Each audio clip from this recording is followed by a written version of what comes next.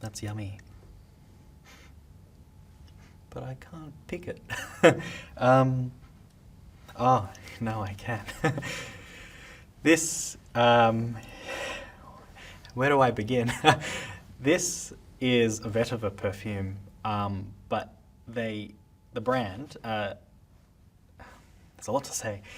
This is a vetiver perfume that, when they made this, wanted to go beyond the traditional confines of the sort of woody side of vetiver. So they emphasized the resin and the amber and even a touch of the gourmand.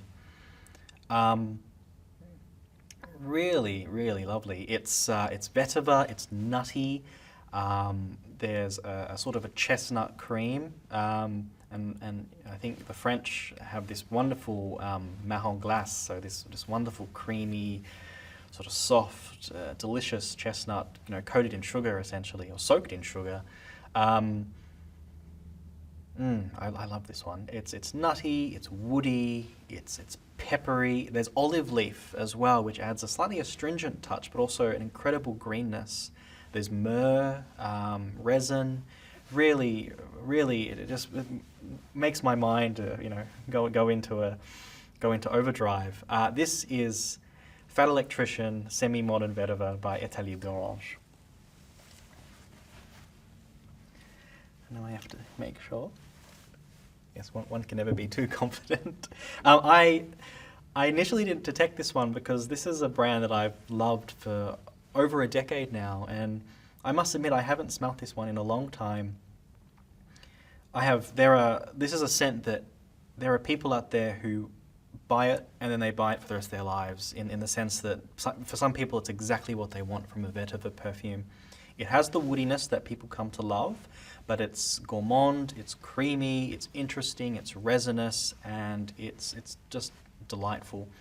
The story is, it's called Semi-Modern Vetiver, and the reason, I'm sure you're wondering, why is it called Fat Electrician? I'll keep it as tame as I can. Basically, this is a guy that used to work in the adult film industry in the 80s, and now he's a bit washed up, and now he's a fat electrician living in New Jersey. Etat Libre does not do this sort of stuff nowadays, and that's okay. But back then, this was the stuff that was really causing a stir with this brand, and that's how they earned their audacious label. But that said, it's a beautifully composed, super clever vetiver perfume. George Michael.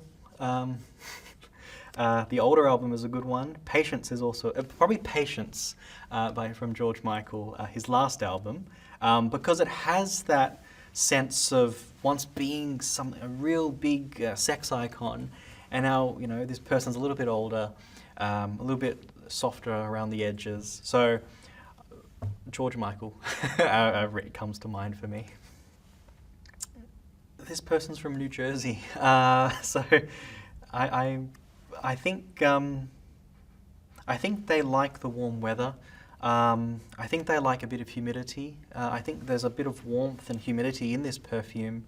So I think their escape would be, despite a sort of American, sort of Anglo sensibility, we're moving into Asia, or particularly Southeast Asia, I would say. I think they once were extroverts, and now they've come into themselves a bit more, and that's what's really great about this perfume. It really sort of works on ambivalence. I think it really makes creative of ambivalence. So I would say that there are extroverted qualities, but then immediately it comes back into itself. A memory of their glory days, so a memento. But what would that look like? Maybe an old, sort of designer clothing that's one size too small now for them. I think there's a retro quality, and Etat Libre is not afraid to poke fun at it, but also express that the retro is still relevant today. So even like an old band T-shirt that they treasure but they don't wear anymore. These are the sort of ideas that I have. This one's a soft one, actually. heavy on sort of a natural feeling, and by that I mean it isn't sort of injected with synthetics that gives it longevity. So I would say this is a fairly sensible 5. This one's a soft one. There are no overt top notes in this perfume, and what that means is it won't give you that initial burst of projection. So it's already immediately soft and very much like an amber style of perfume. So I'd also give this a 4 or a 5. I love Etat Libre Orange, that's been said again and again.